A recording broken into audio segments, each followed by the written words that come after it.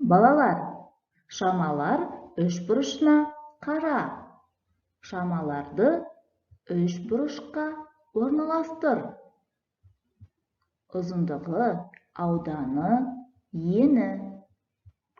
Ойлан.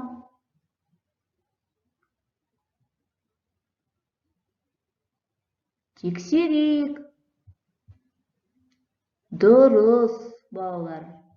Ауданы дегеніміз ұзындығы мен енінің көбейтіндісі. Жарайсыңдар.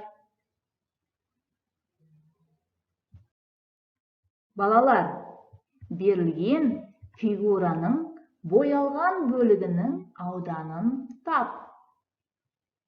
Ойлан. Тексерейік. 6 метрді 4 метрге көбейтіп, жалпы фигураның ауданын табамыз. Жалпы фигураның ауданы 24 квадрат метр. 2 метрді 2 метрге көбейтіп, қиып алынған бөліктің ауданын табамыз. Қиып алынған бөліктің ауданы 4 квадрат метр.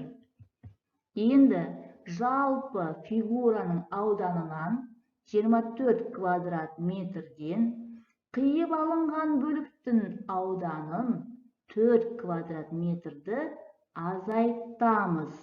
Сонда боялған бөліктің ауданы шығады. Боялған ауданы 20 квадрат метр. Жарайсыңдар.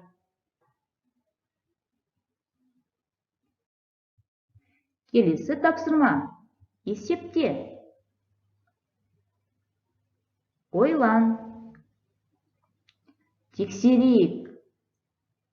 706-дан 71 мен 2-нің көбейтіндісін азайтқанда 564-ке тең. Дұрыс. Келесі өрнектің мәнін тап. Ойлан. Тексерейік.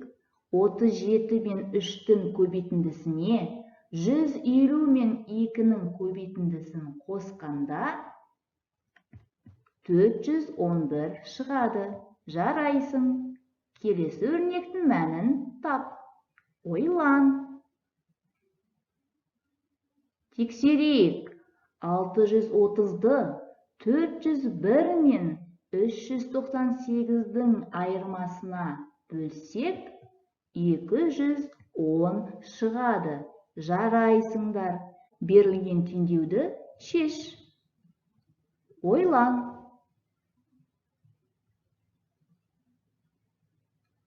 Тексерейік. Күрделі теңдеуді жай теңдеуге айналдырамыз. Жай теңдеуге айналдырғанда екінші қосылғыш белгісіз. Екінші қосылғышты табу үшін қосындының мәнінен бірінші қосылғышты азайтамыз. Сонда екінші қосылғыш 830-ға тең. Яғни теңдеудің түбірі 830-ға тең. Сонда теңдеуді тексеретін болсақ, 935 тең 935.